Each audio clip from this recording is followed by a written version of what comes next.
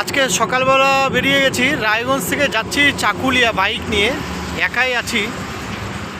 খুব সুন্দর ওয়েদার, ঠান্ডা, আর ঠান্ডার মধ্যে বাইক নিয়ে যাওয়ার একটা আলাদাই মজা অনুভূতি।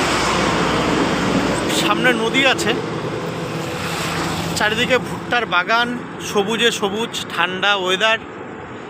এই মৌসুমে একটা গান আমার মনে মনে বারে বারে ঘুরছে, গানটা আমি করছি। গানটি হলো মিস্টার মোহাম্মদ আজিজের গাওয়া গান। তো আমি একটু গানটা গাইবো আপনাদের সাথে, আপনারা সঙ্গে থাকুন।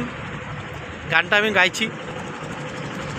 सावन के झूलों ने मुझको बुलाया, सावन के झूलों ने मुझको बुलाया, मैं परदेसी घर वापस आया।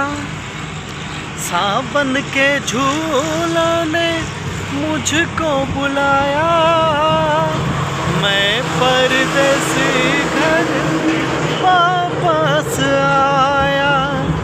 कांटों ने फूलों ने मुझको बुलाया, कांटों ने फूलों ने मुझको बुलाया, मैं परदेसी घर वापस आया।